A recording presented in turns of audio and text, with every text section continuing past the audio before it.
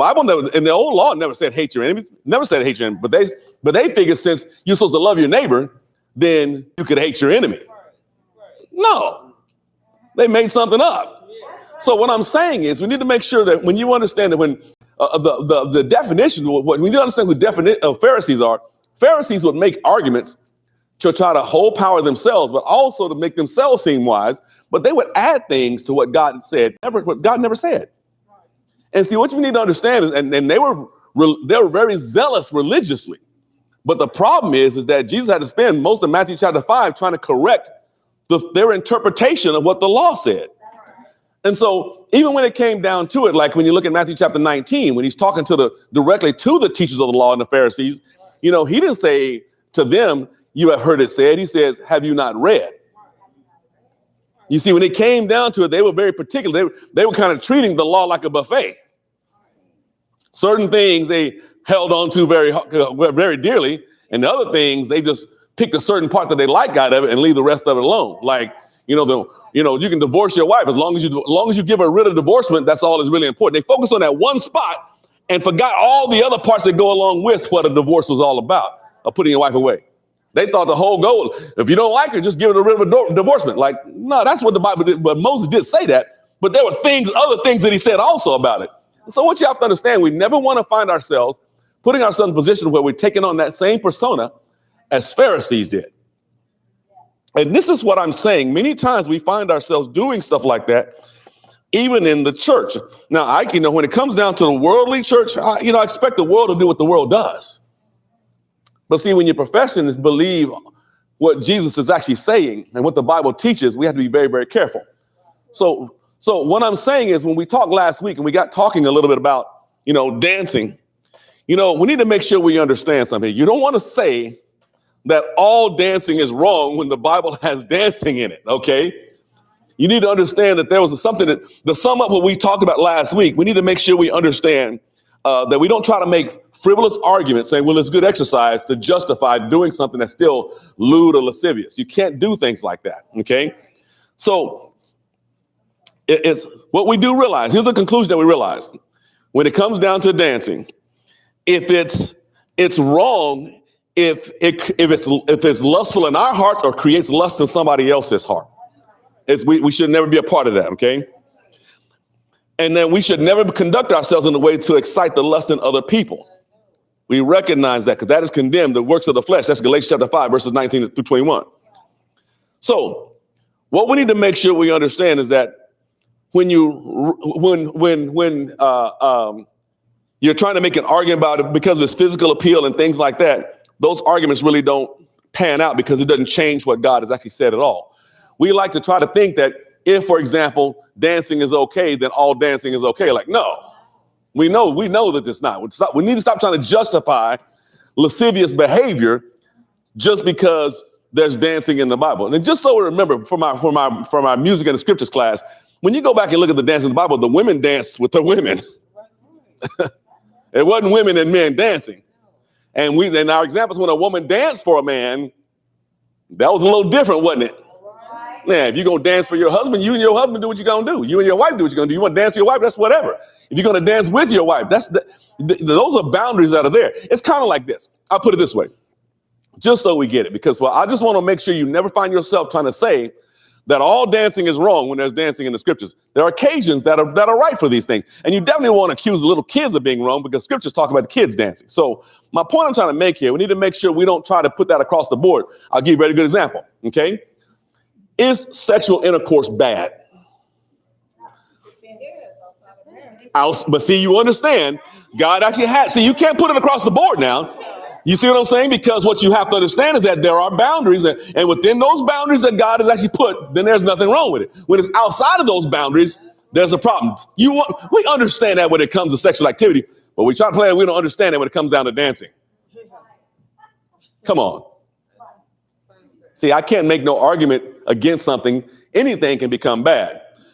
Now, I was going to go on to the whole tattoo thing, but I want to touch one more spot on this, because here's the other part that in the church, we need to make sure we learn this lesson. Because I know a lot of times people always struggle with this, because most places that I go, which will call themselves conservative congregations, will try to explain to you that alcohol is sinful, that there is no reason, no occasion that any Christian should be, and they use these arguments, and I'm going to use the arguments to help you understand something here. But here's the problem you're going to run into. There's going to be a problem when you run into this, and because there's too many verses in the scriptures that are going to show you very, very clearly that you cannot make statements like that. Now, the obvious thing that we should understand is that has anybody here, well, most of the ladies here, some of the men here, you know, what happened? Remember when we used to buy the big bottles of grape juice because it was cheaper to buy the big bottles of grape juice? Anybody remember that? For they used to make the Lord's Supper? What was the problem with those big bottles? Fermented in the refrigerator. Now, keep in mind, this is pasteurized. It's made to where it can be shelf stable for a lot longer than regular grape juice would. Okay. And what you have to understand, even in the refrigerator, over a few Sundays, you know, if it's like 3 or 4 Sundays past, that fourth Sunday got a little zing to it. Because you can tell that as they're coming down the line, because every time somebody's drinking it, they pop their lips like. That's when you know. Now, here's the point I'm trying to make here.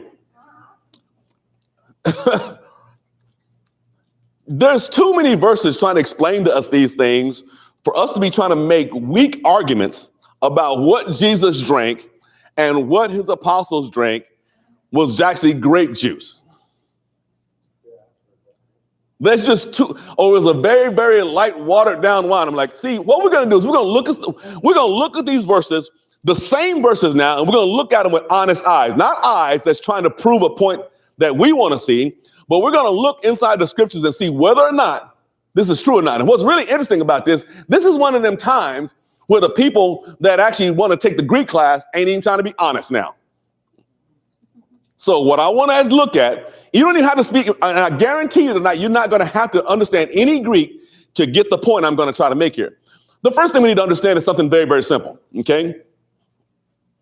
The Bible does not condemn the drinking of alcohol. It condemns drunkenness, okay? We need to make sure we understand the difference, okay? So what you have to understand, there's only one group in the Bible who are explicitly told in the Bible never drank wine or alcohol. Who was that? The Nazarites. That's Numbers chapter 6, verses 1 through 4. Okay. Was Jesus a Nazarite? No, he was not a Nazarite. He was a Nazarene because he's native to the town of Nazareth at Luke chapter 18, verse number 37. So Jesus never took a Nazarite vow. That's important that you understand that. Because when you understand that somebody took a Nazarite vow, they didn't drink no alcohol at all. Jesus never took a Nazarite vow. So let's make sure we understand that, okay? Now, what we need to understand is something very interesting here. Now, I wanted to make a reference of things. I want to try to show some things here, just what I'm talking about. Now, just so you know, okay, me personally, my wife will vouch for this. I don't drink. I don't use foul language. I don't smoke. I don't chew tobacco. Have I ever done those things? Do I even hang out with people that do that? And I definitely did not like women that did that. I never have liked women that use foul language. I don't care how pretty you are. You got a foul mouth. That's just, Smoking was like, no. Am I condemning those things? Like, no. But what you have to understand is that even though I've never been a drinker, I couldn't condemn it based on what I'm reading. So I'm a person that doesn't drink alcohol. My wife will vouch for those things. Matter of fact, come time at a table, we had dinner with somebody and she want to have a glass of wine and everything. I don't like the way alcohol smells. And if it's on her breath, we just, good night, baby. No, I don't want no kiss good night because I don't like the way it smells. But my point is that I don't condemn anybody for these things. So many people would think that because I don't drink and I don't do any of those things, that I would be the person that like, go, alcohol is wrong. You should never drink it. See, here's the problem you run into. Okay. What we're going to do is we're going to look at 2 occasions in the scriptures that I will show you that not only did Jesus drink alcohol, and I'm going to show you the very first miracle that he did. And I'm going to show you the alcohol that I'm going to prove to you from the scriptures that the alcohol, that the wine that Jesus made was actual wine. It was not grape juice. We need to make sure we understand that. First and foremost, you need to understand that they didn't have refrigeration. So under what occasion could they have actually had new wine? New wine is just grape juice. New wine that has not fully fermented yet. Under what occasion could they have had that for any time at all? Huh? No. Under what occasion could they have had new wine that lasted any time at all? In other words, only the day you did it. You had to squeeze it that day. Once you squeeze it that day, you put in that bottle that day. The only way it's going to be new wine is if you drink it that day or the next day. You know what I'm saying? Because, we try to play, well, it had water. It was watered down. Like, where are you getting this from? You see, what I'm saying is, it's like you had to add to what God said because you're trying to hold a position that will not uphold itself on its own. If we go and look at this, everybody go to the book of John, John chapter 2. We're going to see this. Okay. Let me get my Bible there. In John chapter 2. And for lack of time, I'm going to read this just so we actually see this here.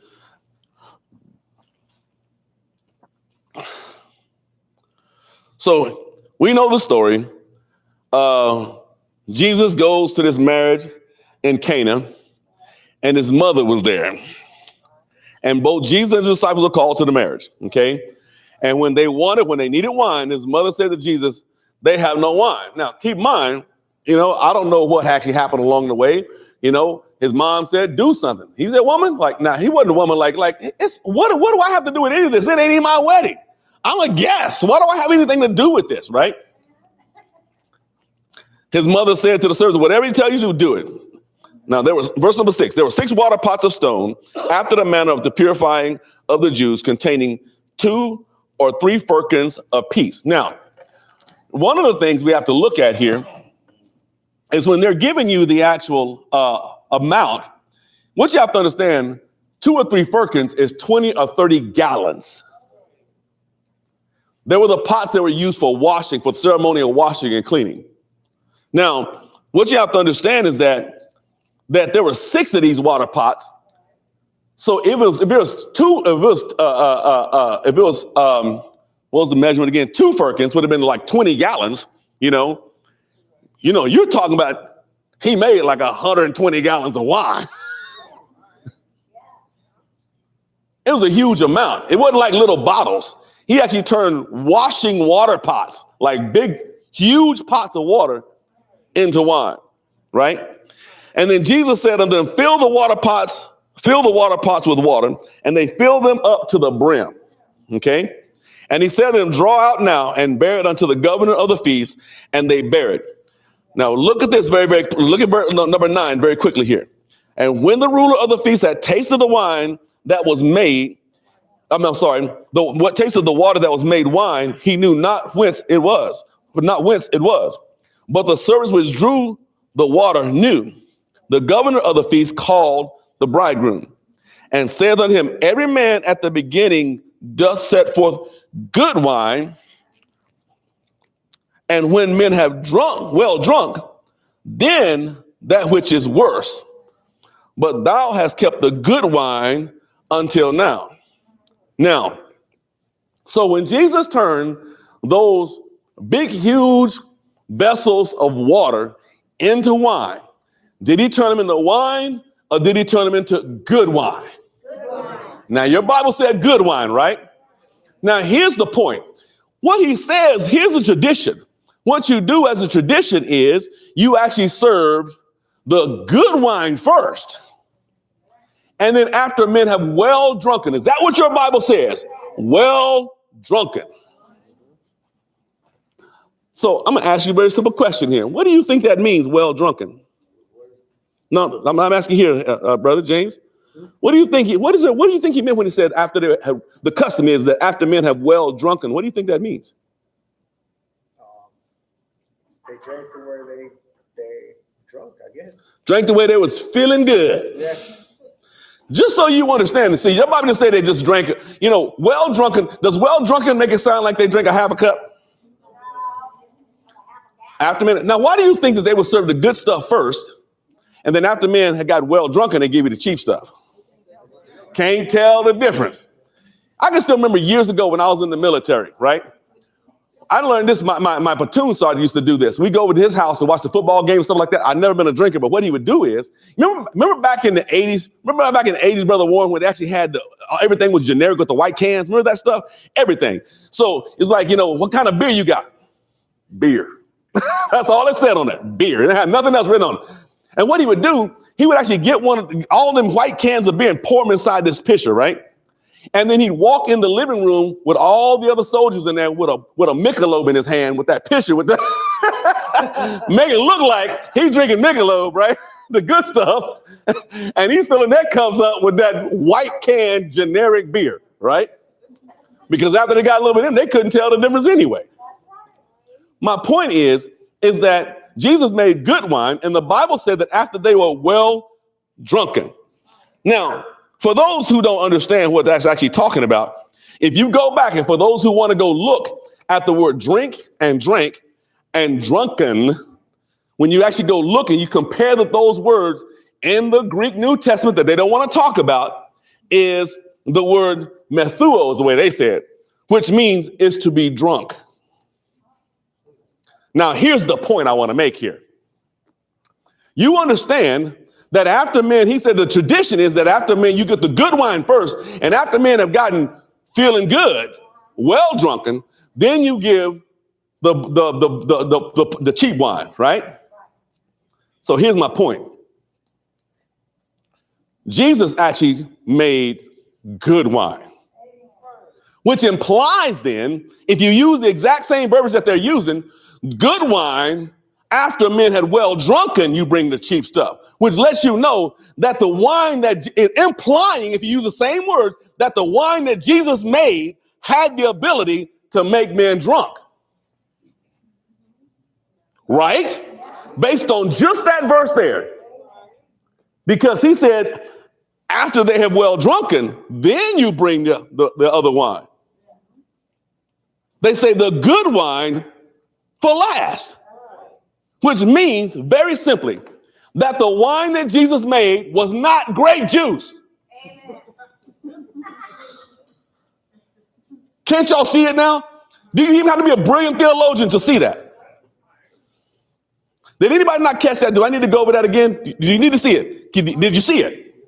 So my point is that if Jesus actually made wine that was good wine, and we know that according to this understanding of this context of scriptures, that the good wine is able to intoxicate somebody. This lets us know that the master of the feast, what the master of the feast was saying, is that the wine that Jesus made was able to intoxicate people, which could not have been just grape juice. It's forced on your mind when you look at it. Now, here's the point. If wine, fermented wine, is sinful, then why would Jesus make so much of it? This whole lesson, when it comes down to us reading the first miracle of Jesus, is not to justify wine. Y'all know that. That is not the context of this story. That's not even the context of the story. But you can glean something from this story. Because if wine was sinful, that would mean that Jesus produced a product that would actually condemn people for drinking it. And he did it in a large amount. Now, here's the question I'm going to ask you. Very, very simple question. My sister, I'm asking a very simple question. Do you ever think we can ever do anything to accuse Jesus of doing something sinful? Could we ever accuse the master of setting anybody up to fail? Do you understand what you're saying when you try to say that alcohol, drinking wine is sinful? Because it makes it sound like you're saying that Jesus set these people up to fail or set them up to sin. I'm not going to make that statement. Huh? Oh, we're going to get to that point. I haven't got to that part yet. I need to make sure we understood this. So again, before we go try to go to too total away and condemn somebody for having wine with their dinner or something like that, you need to be very, very careful when you say those things.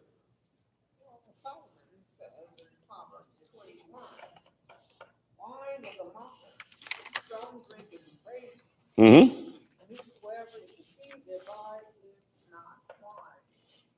Deceived thereby.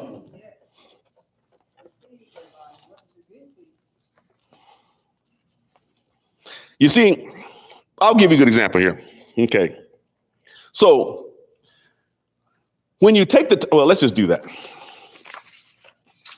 Let's just look at this. Let's look at this because I know everybody has their convictions on it, but you have to do the whole counsel of it.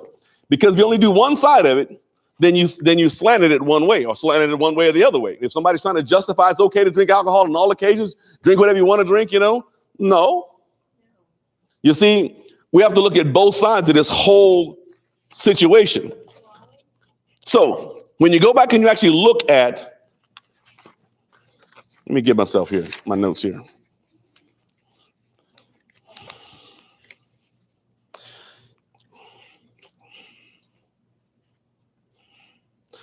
Drunkenness is never looked at as a in a good light. Drunkenness is never looked at as a good light in the scriptures. But see, we cannot say though that alcohol or that drinking wine is wrong, because what you have to understand is that Jesus himself did drink wine, and I know a lot of times we try to redefine what I'm saying here. But see, nobody ever wants to look at the obvious. The obvious, based on what Jesus spoke about. It's when it comes down to wine and what the Bible teaches about Jesus is making wine, you understand that it was not light drink. As a matter of fact, let's look at a verse just so what Jesus was talking about himself. When you talk about the new wineskin and the old wineskin, I'll show you a very simple example that many times we don't catch here. Because the question we have to ask ourselves, did Jesus make wine or did he make good wine? All right, let me show you something really quick. Everybody go to Luke chapter 5. And this is the one where Jesus spoke a parable to them to help them understand something. But what he was trying to explain to them is kind of hard to get people that have been under the old law to embrace what's coming that's new. Now, so this is what the context of it, but he sheds a light on something that many of us, and he uses a wordplay that many people don't catch here. Okay. In Luke chapter 5, it says, beginning in verse number 36, because what he's trying to get them to understand is the bigger picture, okay? And so in verse 36, it says, and he spake also a parable unto them. No man putteth a piece of new garment upon an old. If otherwise, then both the new maketh a rent, and the piece that was taken out of the new garment, out of the new agreeth not with the old. And no man putteth new wine into old bottles, else the new wine will burst the bottles and be spilled, and the bottles will perish. Now, here's the question. Why will the new wine burst the old bottles? Because it expands. Why does it expand? Because it's fermenting. So why can't an old bottle handle it? Because an old bottle has already been stretched out. It's already been seasoned and everything. It's not going to go anywhere. Doesn't have the room. So even Jesus was explaining that new wine is going to expand. It is going to burst the old wineskins. In other words, he was trying to help his disciples, those would-be disciples at that time, that what your mind is focusing on is not going to fit in what's coming. Because they were holding on to the law of Moses, which really could not take away sins. They were trying to hold on to something that was condemning them. And he's trying to say, you can't, this mindset, this new wine is not going to fit in this old wineskin, right? Now let's keep reading. He said, but new wine must be put into new bottles, and both are preserved. Now watch this. When Jesus made wine, did he make good wine or did he make bad wine? Good wine. He says, no man having drunk old wine straightway desired new, for he saith, the old is better. Now, he used the wordplay to help us understand something here. Nobody that really appreciates and he used the wordplay to help them understand something here also. He was trying to talk, what he was talking about, trying to get them to understand is that it's going to be hard for you to let go of this old. It's going to be hard for you to let go of what's old because you're trying to hold on to something. But he also used a term that they would have understood to help their minds wrap around this idea. And he used the verbiage to help them understand, like, no man who's drank good wine is going to want new wine. the old wine is better. Now, if you just look at the idea behind this, old wine is better. No person wants to drink new wine because old wine is better. Did Jesus make new wine? No, he made the good stuff. He made the fermented stuff when he made it. And all I'm trying to get us to do is understand what I'm talking about here.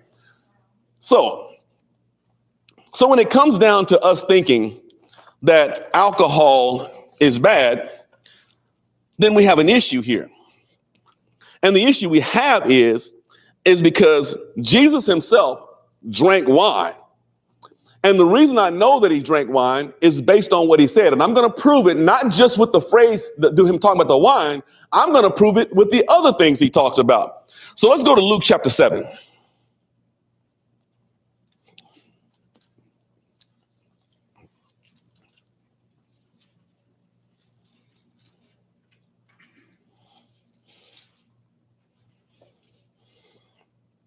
Okay. And let's see.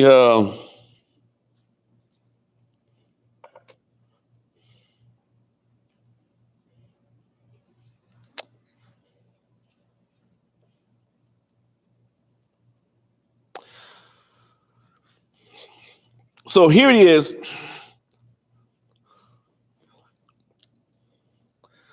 So verse number 29. And all the people that heard him and the publicans justified God and were baptized with the baptism of John. But the Pharisees and lawyers rejected the counsel of God against themselves, being not baptized of him. And the Lord said, whereunto shall I liken the men of this generation? And to what are they like?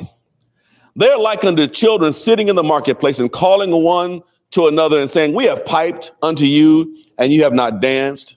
We have mourned to you and ye have not wept. For John the Baptist came neither eating bread nor drinking wine, and ye say he hath a devil. Okay. Now these are the Pharisees that were rejecting what Jesus was saying and what John the Baptist was delivering the word of God, right? He said, but the Son of Man has come eating and drinking, and ye say, behold, a gluttonous man and a winebibber, a friend of publicans and sinners. But wisdom is justified of all her children. Now, here's the point, okay? When you look at this, John the Baptist came not eating bread nor drinking wine. Now, keep in mind, John the Baptist seemed like he was following a Nazirite vow there. So you understand what I'm saying here. But even though he's delivering God's word to bring people to make way for the Messiah, for the king, to make the way straight, that was his job. He was prophesied about to do these things. And instead of embracing God's word, they said he had a devil. Isn't that amazing? The people who would actually read the scriptures knew about the Messiah, knew about the forerunner that's going to be coming. The forerunner has been displayed plainly in front of them. And instead of embracing the work that he's doing and the message that he had, they say he has a devil. See, that's who the Pharisees were. They want to make up stuff instead of embracing what the people that could read, the people that had the actual word of God and stuff like that. This is what they were saying. He had a devil. Okay. But then Jesus himself said, the Son of Man has come both eating and drinking. And look at him, you say a glutton and a drunkard. So here's the point. By implication, does it sound like that they were seeing Jesus drink grape juice? He said eating and drinking. Now, again, when it comes down to just because Jesus drank does not mean he's condoning drunkenness. And even though he made a whole bunch of wine, it doesn't mean that he was setting people up to fail. Because they could accuse Jesus of gluttony also. Was Jesus a glutton? In other words, whenever he turned those 5 loaves and those 2 fishes to an abundance where everybody had more than enough to eat, was he promoting gluttony? No. But did he feed them with more than they needed? And that was leftovers. Was he promoting gluttony? No. You see, we need to stop going down this line of thinking. and embrace what's actually being said here. Because if we try to say that drinking wine is a sin and actually distributing wine to anybody else for dinner is actually promoting sinful behavior, then what you've done is literally called Jesus a sinner. I'm not going to do that. You see, that's one of the hard things and I know that this is something that actually kind of rubs people the wrong way, but it's amazing people that want to take a whole lot of time picking words out in Greek want to ignore some very obvious things. They say the word oinos or whatever can be grape juice or it can actually be fermented. You see, the context will let you know very, very plain. There's new wine. You know what new wine is? Grape juice. That's all it is. New wine is grape juice. But anytime you see the word wine, it's not implied as grape juice. Anytime you see new wine, that's letting you know it is freshly made. But you need to understand something here. And we see it again and again. You understand that not only did it happen then, but the night that Jesus was betrayed, he took wine. The phrase that we use for fruit of the vine in Hebrew language, in the Greek language, is wine. It is not new wine. He took wine on the Passover, blessed it, told them, divide it among yourselves, and they drank it.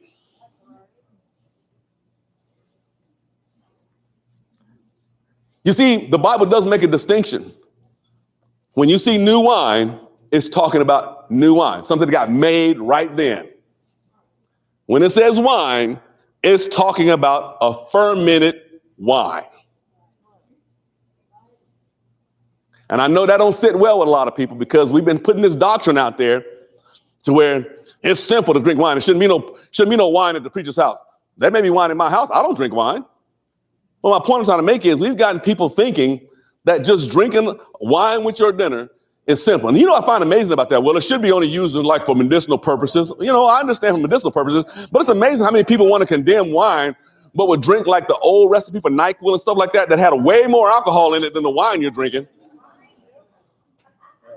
Yes, but the point is overdoing anything. We're going to get to that point. Just like overdoing eating is gluttony. So you understand, it's the moderation of it. You see, what's interesting is that many times we put these ideas together that you cannot drink wine, but you understand that the celebration of the Passover was with fermented wine. In the scriptures, when you see fruit of the vine, Matthew chapter 26, verses 27 to 29, Mark chapter 14, verses 23 through 25, Luke chapter 22, verses 17 through 18, Jesus participated in that. And that was not new wine. You see, all Christians would agree that drunkenness is sinful. And even Jesus himself warns against it in Luke chapter 12, verse 45. However, a biblical view of wine is that of given as something that is, if it's abused. You see, when you look at a biblical view, there's two sides of this story. Go to Psalm 104.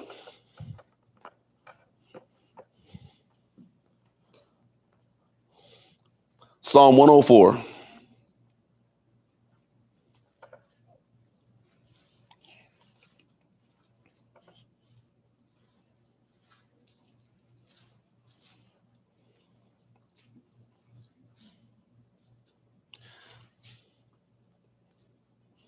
So when you actually look at this, this is talking about the bounty. And notice what it says here in verse number 13. It says, he watereth the hills from his chambers. The earth is satisfied with the fruit of thy works. He causes the grass to grow for the cattle and the herb for the service of man, that he may bring forth good food out of the earth, and wine that maketh glad the heart of a man, and oil to make his face to shine, and bread which strengthens a man's heart. So you're talking about God is actually giving this abundance to them. Did he use the wine in a negative context there or in a positive context? So we understand that we don't want to accuse God of actually doing something wrong. So let's not play like It's always been wrong for this. What you have to understand, the Bible does make a distinction between those two. You see, there's plenty of warnings against alcohol abuse, like Proverbs 20:1, because sinful men are more likely to abuse wine than to use it in moderation. But see, for those who try to actually use the things that actually happen when men get drunken to say that drinking wine is actually sinful, drinking wine is actually sinful, you're not being honest with the text now. See, nobody's going to argue the fact that whenever men are abusive with something, things go wrong. See, drunkenness has never been held in good light in the scriptures ever. You see, what happened after the flood? Noah grows a vineyard, makes wine, gets drunk, right? Resulting in what? Nakedness that needed to be covered up, right? And Ham's family was cursed when Ham looks at the shame in Genesis chapter 9. Sodom and Gomorrah was destroyed. Lot is left alone with his daughters who have no children. They get Lot drunk and have incestuous children with him. Genesis chapter 19, verses 30 through 36. You see, what we have to understand is when people get drunk or get excessive, the Bible never speaks positively in that light. Because when people get excessive, bad things happen. We also recognize, even in the New Testament, in Ephesians chapter 5 and verse number 18, you see, you have to understand, if we're going to be filled with something, wine is what should be filled with. In Ephesians chapter 5, we're told in verse number 18, be not drunk with wine, okay, wherein is excess. In other words, be not drunk with wine, where if you're drunk, you've done it excessively. You understand that? The Bible even gave you the definition of what they're talking about here. Wherein is excess, but be filled with the Spirit, capital S. In other words, as children of God, wine should never be influencing us. The Spirit should be influencing us.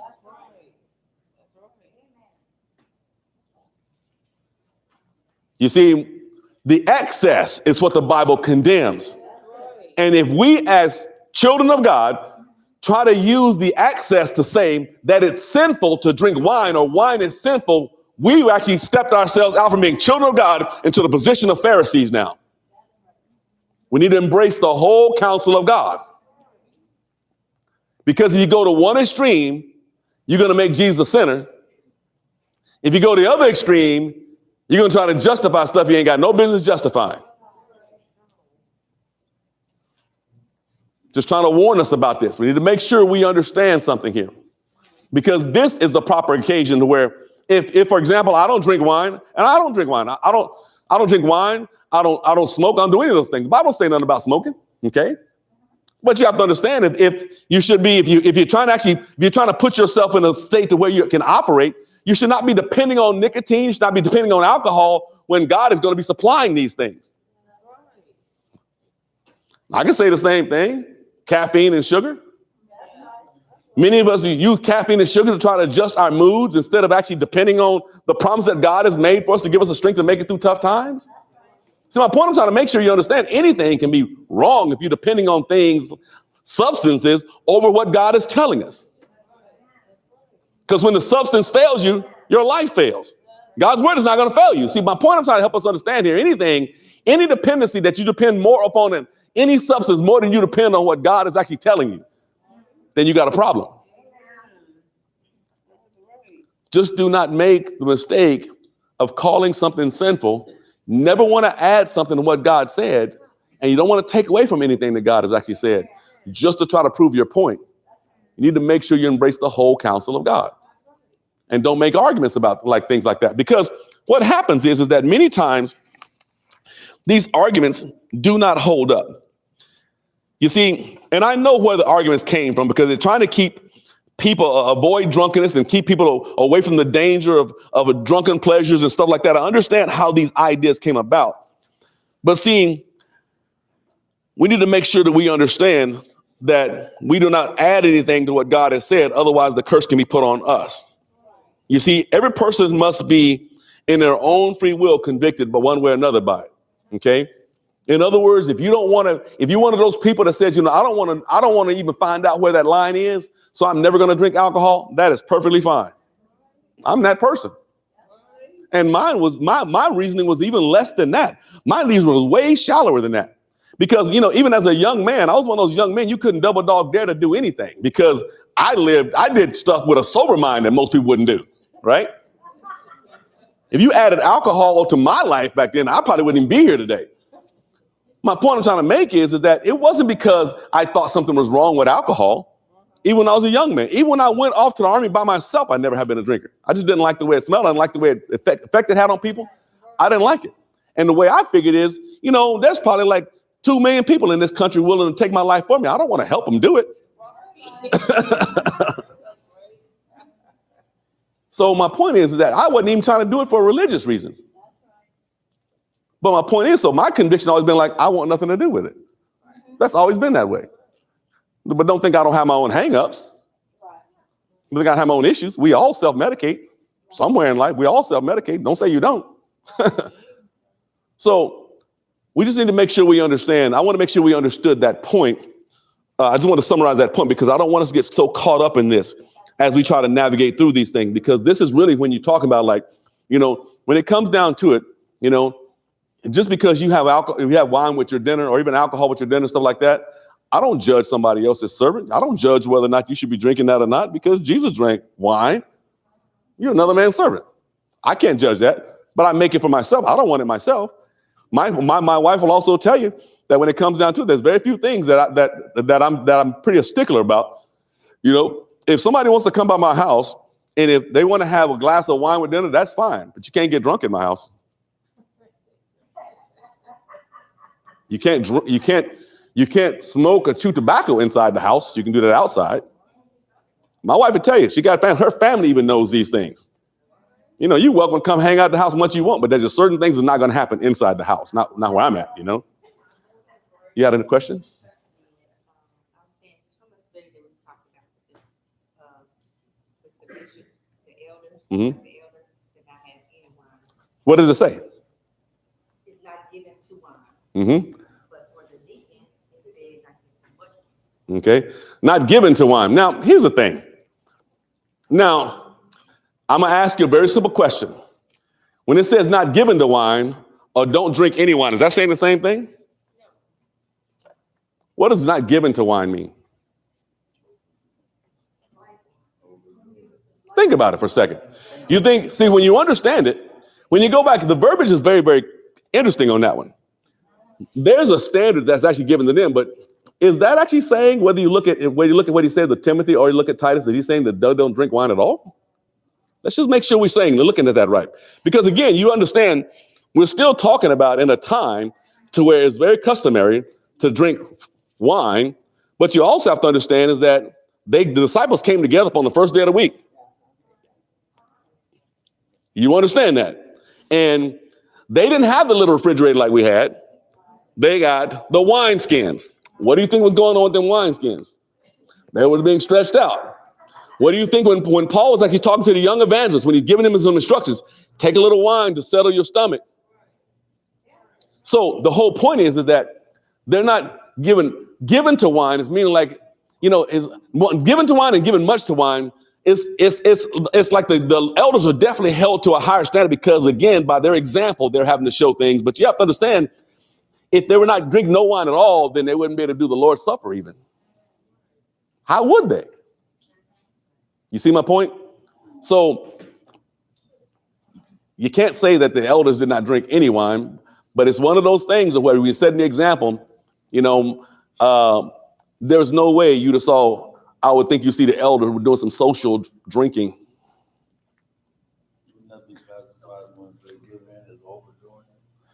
Well, given kind of means like, it's like if I say it this way, okay? If a person is given to, if a person is given to nicotine, not given to nicotine, okay, or not given much to nicotine, does that mean that one person is not really given to nicotine, the other person is not given much to nicotine, okay? You have to understand, a person that's given to something is a person that is actually regularly using something. Because, it's the verbiage is to the point to where it's not saying no alcohol at all. That's not really what it's actually saying there, because the implication is too many times in the scriptures you use when it comes down to the covenant. Matter of fact, many, many times when it comes down to the new covenant, he always makes a reference to the wine in his blood, the fruit of the vine in his blood. So even the elders, the ones who have to be in charge of the spiritual well-being of the church, would have understood that our whole lives is predicated upon this new covenant based on what Christ has already done for us. And that blood will be remembered. We can't forget what he actually did for us. And that's why the disciples came up on the first day of the week. The main reason they gathered was to remember those things. And so the fruit of the vine, which would have been wine, would have been something that happened every single Sunday. So not given to, be more akin to, not prone to, and not having a tendency. Exactly. So would that then make the pathway to participate in the Lord's Supper, but you don't have these tendencies outside of that? Pretty much it. Because what you have to understand, you're looking to, see, here's the thing. If I'm looking to a person, if I'm struggling with a dependency on with drunkenness and everything, I want to look to a person that has that is not given to it at all. Meaning, like, in other words, he don't have those days when, like, you know what, just go and fill my cup up. He has another way. It's kind of like, can a man be a faithful? Think about it. Let's use back what we studied with the elder again. Can a man be faithful to the Lord and dedicated to the Lord's work, even though his children are not? Can a man, not an elder, a man? Absolutely. Okay. But when you're looking to try to put your house in order, are you looking for the guy who does not have his house in order? Or are you looking to the guy who's actually learned how to apply these things? And see, that standard for an elder is held up a whole lot higher than a deacon would be, or you and I, or anybody would be, because he's got to be that example to where he is set. In other words, when it comes down to the fruit of the vine or alcohol, period, it's set in a place that it has no effect on him at all. But you can't say he doesn't do it, because you have to recognize there's too many times in the New Testament that the reference to the new covenant includes wine. And Jesus actually said, I will not drink it again until I drink it anew with you in the Father's kingdom. So you understand that we're in the kingdom, everybody in the kingdom, especially those who are responsible for the spiritual well-being of the kingdom, and the ones who are responsible for overseeing the flock and reminding them not to forget the gospel and how Jesus established this for us not to forget. They're definitely going to participate in that. So they had to drink the wine. So you cannot say they didn't drink the wine at all. The verbiage does not give to that. If they just said it didn't seem like the Bible, when it talked about the Nazarene Bible, when it came to John the Baptist of Nazareth, it was very plain that they didn't drink it at all. So, but that's not the implication you get from Jesus. That's not the implication you're going to get from the elders. So I think that's the big difference between those two. Yes. What about Solomon says in Proverbs 31, he's talking about specifically the kings. He says it's not for kings, though, Lemuel. It is not for kings to drink wine, nor princes strong drink, lest they drink and forget the law and pervert the judgment of any of the afflicted. What do you think the context of that is, though, when he's talking about it? Does it make it sound like they're just drinking one wine or one glass of wine, or they're actually having their mind altered where they forget what God has said? See, when you understand a king or kings and rulers, what the advantage that kings and rulers have that regular people don't have is they have access to excessive amounts of stuff. And their excesses don't just affect their own lives, it affects the lives of everybody that's under them. So that's what that's talking about. So again, that's one of those excessive drinking that has a negative connotation.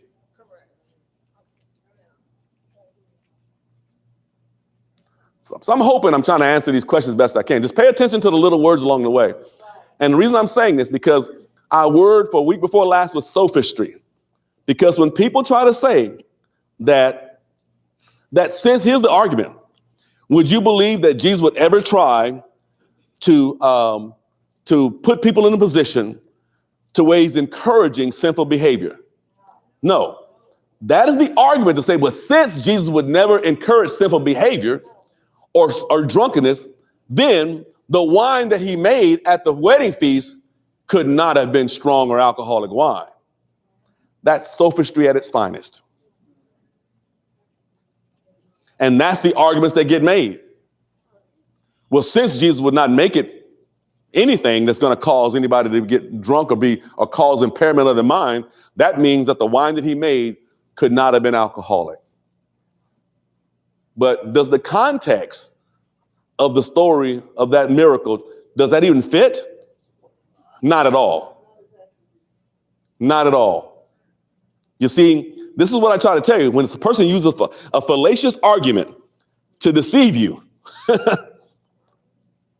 that cannot be backed up by the scriptures, that is Pharisaic action at its finest. And we don't ever want to be those people, because when a person is struggling with something, when a person has a broken and a contrite heart and cannot fix themselves, that's why sinners flock to Jesus. He had no problem talking to the publicans and the sinners, because they wanted Jesus. They wanted that deliverance. They knew that everybody saw them as the worst of the worst. That's why that woman that was at the Pharisee's house, she was crying the whole time, wiping Jesus' feet with her tears in her hair, right? She had that type of heart. And see, what we have to understand is that when you look in the scriptures, the people that had a broken heart that realize they cannot fix the condition that they're in, and they're looking for them to the master, that's the type of heart Jesus can work with. But the people he came down on the worst was what we would call the good church-going Pharisees. And we need to make sure we don't transform ourselves into that by saying stuff and making fallacious arguments to try to hold a position that alcohol is sinful, anybody that drink alcohol is sinful, and not looking at the obvious. Matter of fact, did I show anybody any new verses tonight? Is that the same old verses we've been reading the whole time? And when you take the time and look at those verses, you realize that there's something wrong. That the wine that Jesus made was able to make men drunk if they drank too much of it. And that the wine that the Pharisees and those ones that were critics of him and John the Baptist saw Jesus drinking implied that he was a drunkard. You can't be a drunkard off grape juice, off new wine. You get a tummy ache. So I just want to make sure that you don't buy into this whole idea. If you're convicted, if you're like me, that you don't want nothing to do with alcohol, that's your conviction. If you want to have some wine to settle your stomach, one of the things we learned a lot later on, is that, actual wine is good for gut health.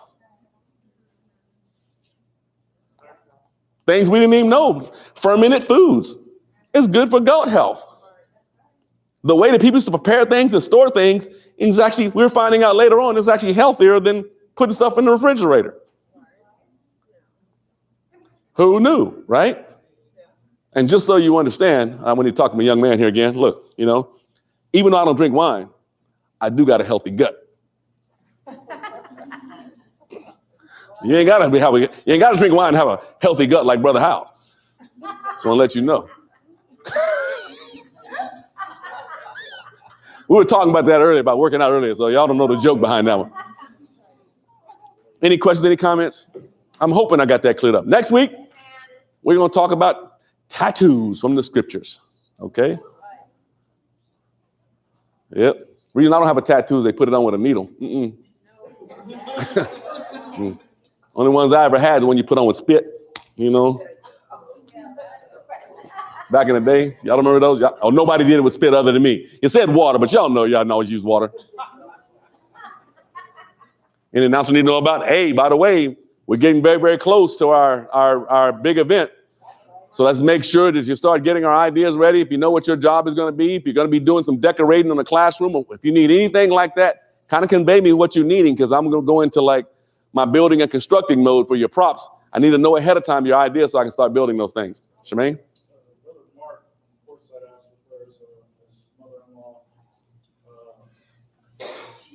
Back and forth with the cancer centers over there getting opinions, but she has some cancer in the leg that's going to be getting amputated. Pray for change. Now, Mark came and visited with us before, so I don't know if you guys remember him, but he's actually worships out of court site. He also preaches out there every once in a while. So again, it's for me and Shemaine, we know him, and you probably know him if you saw his face again. So let's pray for our Mark's family. Cecilia? Sister Lynette also requested prayers for a family, a patient They had a tragic accident where she lost her husband and a 2-year-old grandson.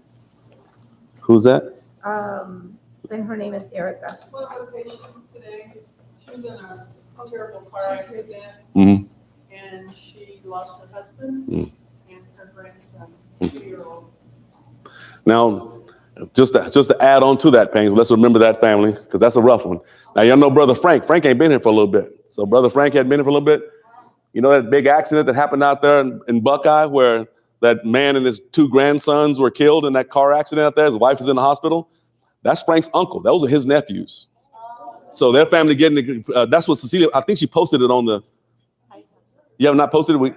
So what he did is they actually started a GoFundMe. They got to actually put together a burial for 3 family members. So Frank's uncle, no, when I say his uncle, even though Frank is like 30 something, his uncle's only like 40 something years old.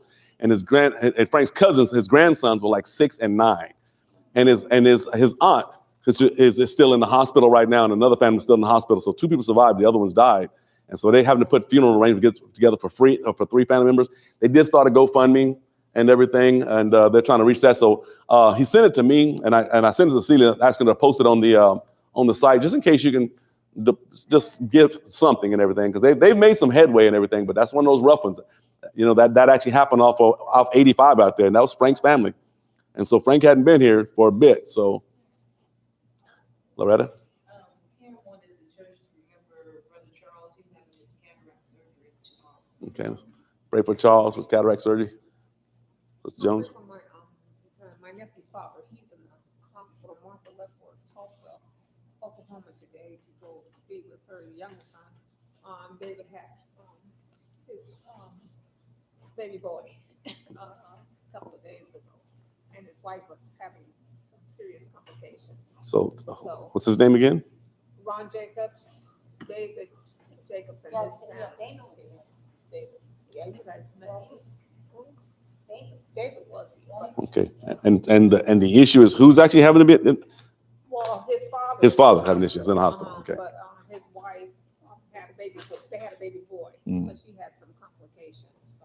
So David Jacobs. David Jacobs. So let's pray for David Jacobs and his family. Yeah, his family. Family, his father and his children. Angie.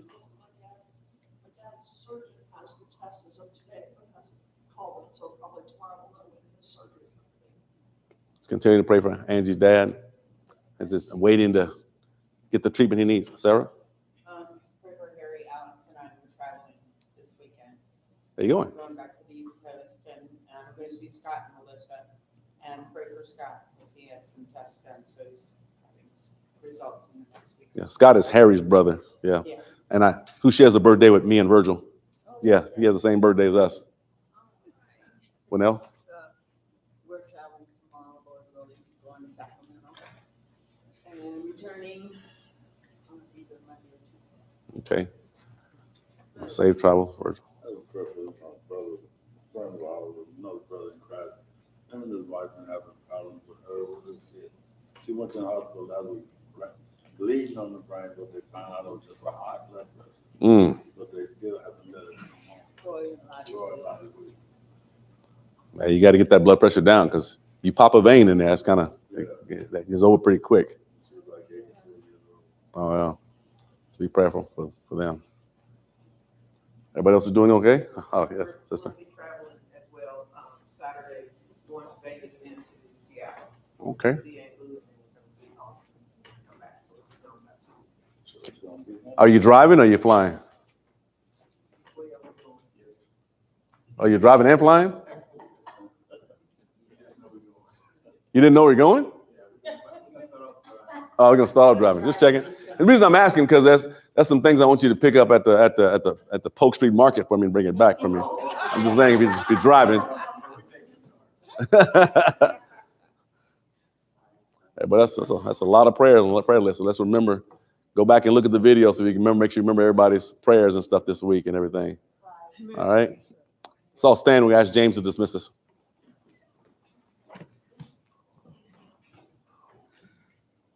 Let's pray. Heavenly Father, thank you for bringing us here today to you. Thank you for the word that was spoken. I pray that the word that was spoken becomes rooted in our hearts. I pray that you hear my brothers and sisters' prayers, keep them strong and courageous in your word. I also pray that for all the things that are going on in the world, I know we're going to receive it. I just pray that we stay focused on you, stay focused on your way. I just pray, amen. Amen.